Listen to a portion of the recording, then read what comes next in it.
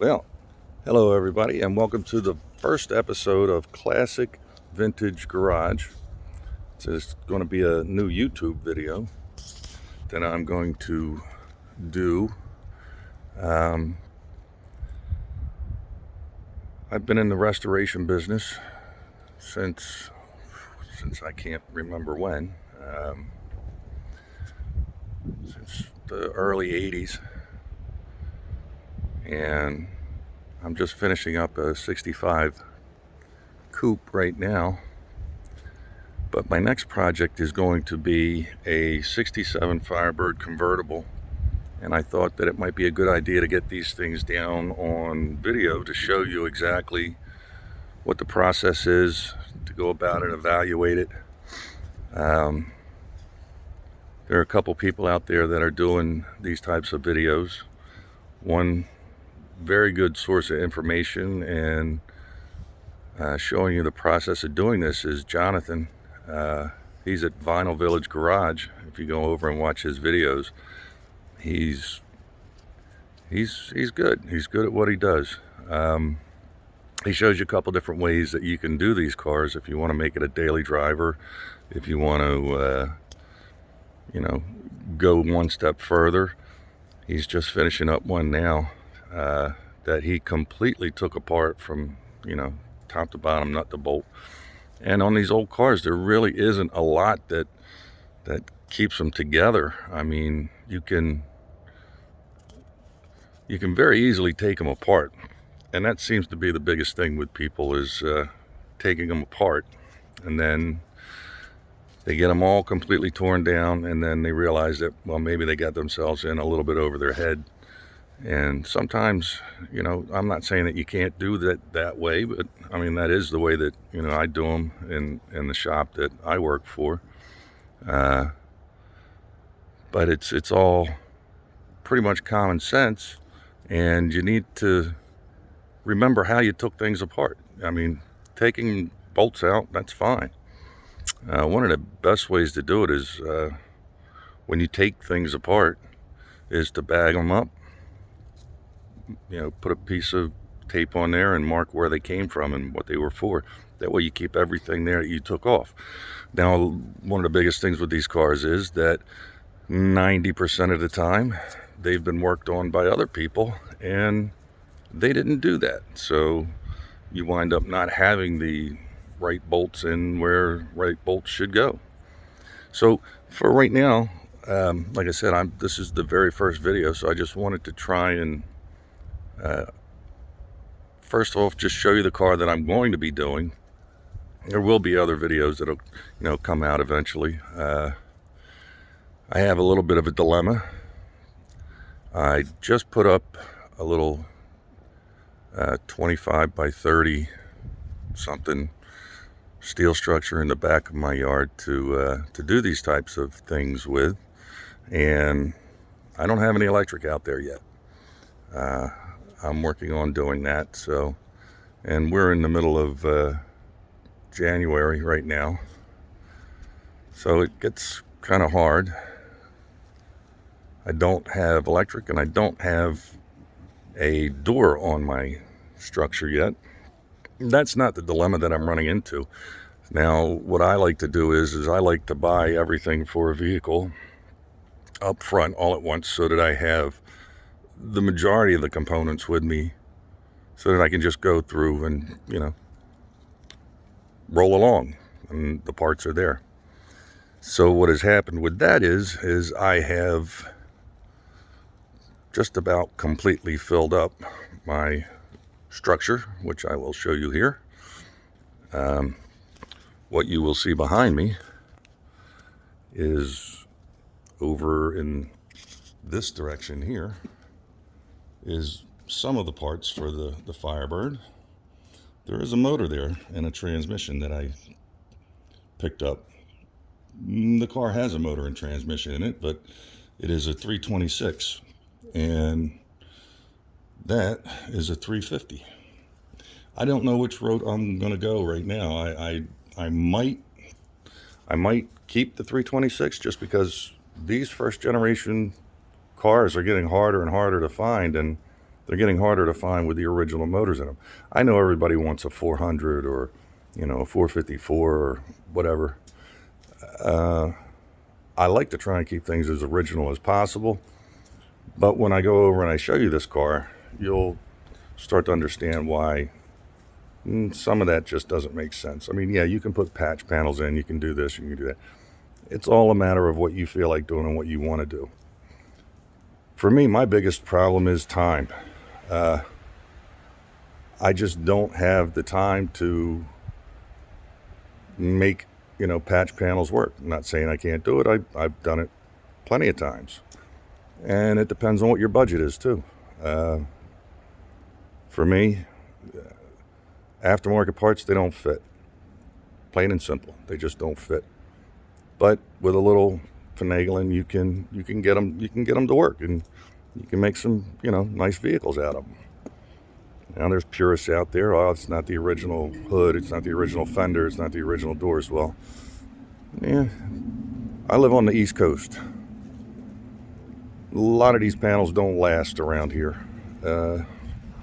If guys were actually driving them in the wintertime, the salt from Pennsylvania is, well, it does a lot of damage to a vehicle. So without that, why don't we go over and just go over this car and just show you what you can get. I'll tell you what I paid for it. You, if you could, you know, just comment down below what you think a car like this was worth. I don't think I did too bad, but it does run. Doesn't run real good right now because, well, the gas tank's not 100% par. The car's been sitting for about 15 years. So we'll just go through and see what we got going on here. All right. Let's start off with the trunk. The trunk floor area isn't too bad. I mean, we got a little over here, the seam sealer's coming apart from the inner wheelhouse to the trunk floor area. That's not a major big deal. It's got some minor surface rust, but there's no real holes going in through here around where the mount is for the spare tire. I mean, it's one of those things. I have to get into it and see what it is. You're probably going to find that, and Jonathan might like this. Jonathan, I know you like your orange Mountain Dew. You know, we got Seagram's ginger ale that came with this car. But you're going to find all the time, you're going to find like this. Little critters have decided to make up home in your car, and they will be taking that out of your seats and anything else that they can find. There is a hole up in front here, and as you can see right down. Oh, I believe that's the shock, isn't it? Yeah, there you go. Again, not that big of a deal. You can get into that area and cut it out and put a patch panel in. I don't know what I'm going to do with the trunk floor. I don't think it really, I don't know. I got to get into it and see what it looks like from underneath, but that could change later on. But this could just warrant putting a patch in here. These kind of patches I'm not worried about. Here's a big thing Jonathan likes. These are little canisters that are for vibration control on these cars, and a lot of the times they're not in the car, but that one on the right and that one on the left is there. The trunk lid has provisions here. This is the original trunk lid, and it has provisions for the spoiler. This car didn't come with the spoiler, but that, it may not be the original hood, I don't know. But this car was originally white, I believe. I don't know too much about Firebirds. I wasn't a big Chevy fan. I always wanted a Camaro or something like that. But as you can see, there's rust around here, the outside, going down,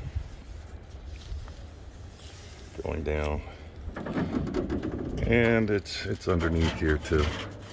So you don't want to You don't want to get involved in that. They're relatively cheap. You know. Then we have the quarters in the back. These aren't too bad. It's had a little accident there. Somebody's backed into it there, or they backed into something, and the same over here. But not too bad. I mean, the thing is it's not rotted out at the bottoms down there. And now I got quarter skins for this, because really the only thing that was really that bad that I saw was the outer sheet metal and the outer wheelhouses, which you can section when you section these things in. But if you can leave that little gap there, that's what makes these cars. And let's get on to this quarter panel here. And there you go. This is pretty much how you're going to find these things around here. You know, the inners, not too bad, but let's see here, just dirt accumulation in there. So not good, not good, not good. And of course the top, well, I guess it could be salvageable, you know, but it's a little air ventilated in here.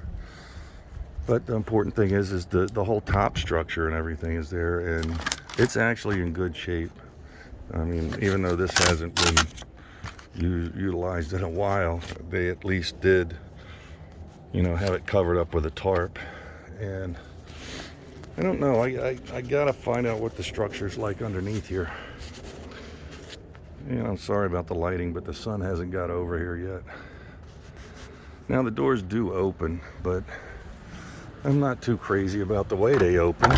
And you can see, well, that's just one thing. And they're not too bad, and that's what bothers me. And that could be just an alignment issue, or it could be something worse. Now the outer rockers, it's got a little bit of, you know, rust areas coming up here on the outside. And the front fender on this side, well, it has the typical rust that you find out with these things. And like I said, I mean, you can patch all this, but if you have a little area like this, that's all going to be up around there, at least 2 inches away from wherever you see rust. Like I said, once we get it apart, we'll be able to see better what it is.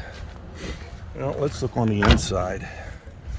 And this was a deluxe interior car, and the door panels really aren't in really horrible shape.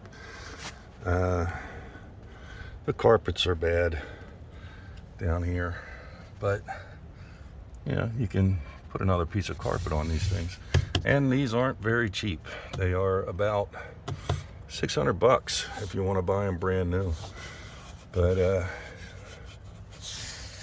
there's no, I mean, it's got a little tiny split here. And if you're a perfectionist, you might not like that, but for the sake of $600 now, that really wouldn't bother me. I would leave that.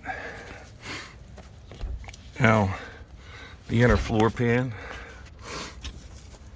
Yep, you can see light through there. So the inner rocker is completely gone.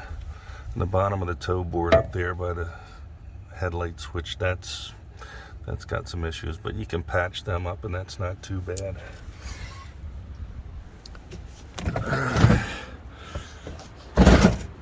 The rear floor is not too bad.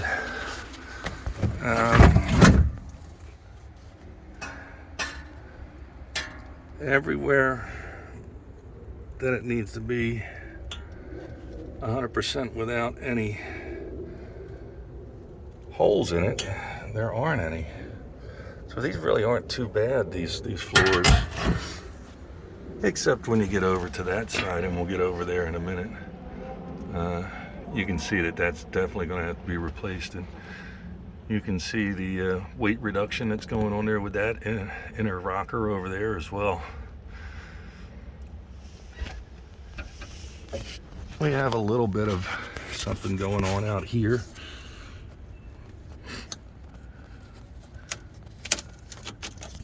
Yeah, but that can be patched too, so that's not gonna be too bad. The dash is, well, for the lack of a better term, junk.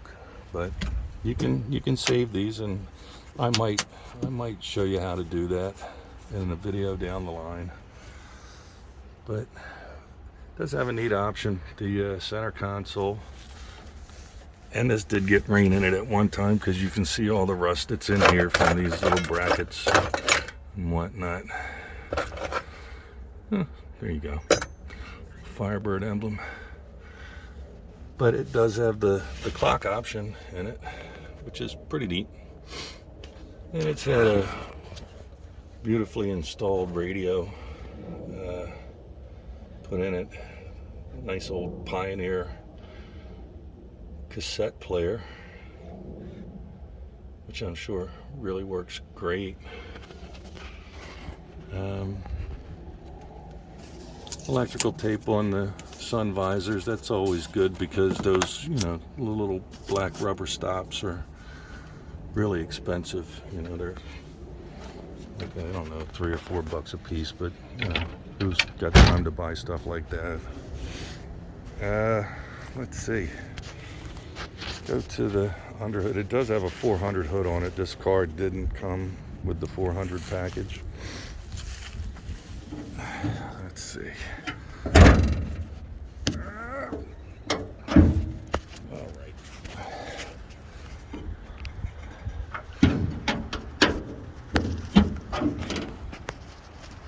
There we go. Pretty much stock under here. And yeah, it doesn't have brakes at all, because that's pretty much like the Mississippi riverbed in the bottom of that, so that's not going to help you slow down at all.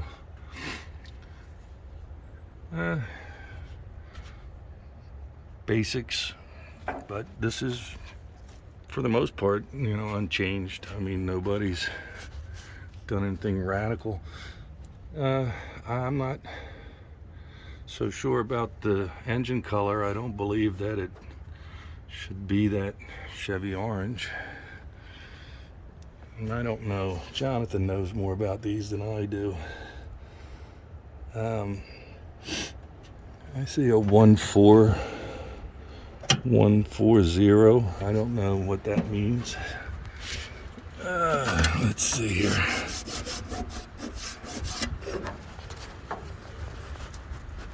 I don't know if you can get a good picture of that. I don't know what it's actually saying there, other than the fact I see 67, and I know that means it's a 67 in the front. These things out back here, I don't know. Maybe that's a little better there. So maybe if Jonathan sees this, he can hit me up in the messages and give me an idea of what exactly it is. It was a complete car. I do have the front grilly things, the inserts. And I know that they're original, because they only have the one strip going around here. It's not the 400 where the chrome comes out in the front. I do have the front bumper.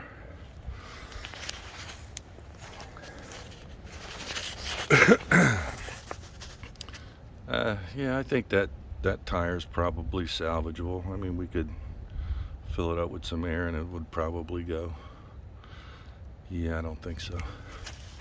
But it does look like at one time it had a little bit of an accident. You can see someone's done some body work here. But I don't know. This side here, yeah, that drops. So I'm gonna say that probably with this area over here, And oh, it looks like we got some critter stuff there. That's always good.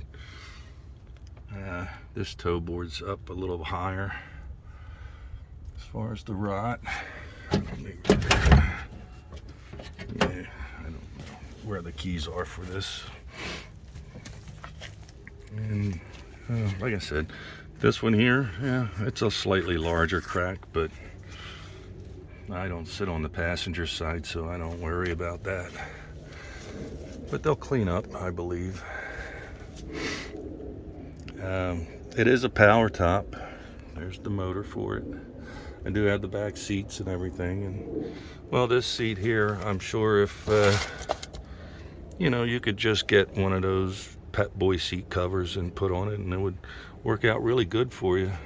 And like I said, that would be all right for me as long as I got one in black, so it would match the, well, black and brown, because it has a nice little brown patina to it.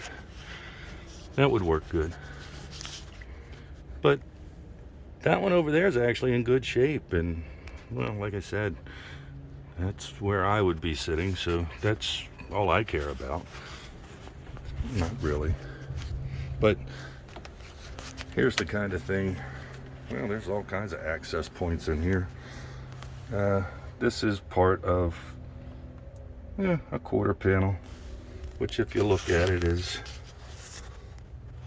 really quality work as far as patching it up. So they knew what they were doing. It was really nice of them. But overall, it does shut, but if you look at the gaps are not good, which leads me to believe that it might be, I don't know. I'm not going to speculate until we get it in and take it apart. But so that's pretty much it. All the major things that aren't really major at all once you get into it and start taking it apart.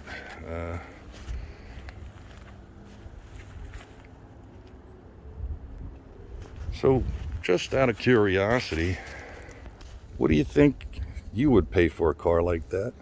And I know I haven't showed you everything, and there's a chip in the stone chip in the top right hand corner of the windshield, but you know, they're cheap. You can get them relatively cheap. All the glass is actually in pretty decent shape. They're not all scratched up, which is usually what happens when the rollers get worn out on them, and they start, and these window felts, they start scraping up against them. But so yeah, I mean,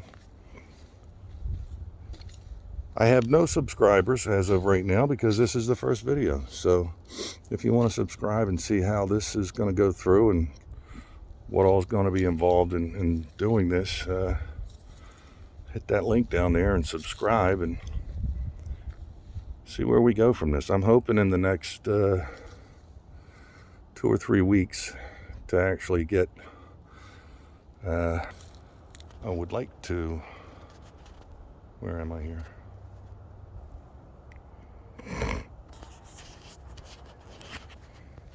I would like to get that in there.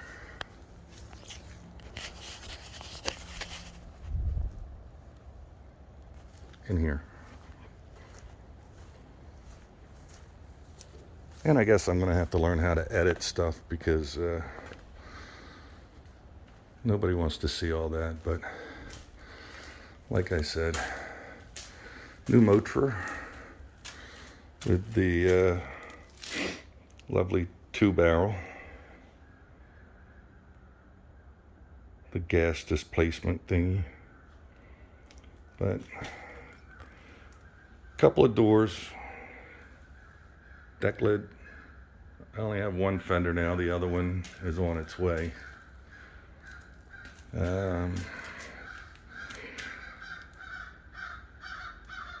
Rad support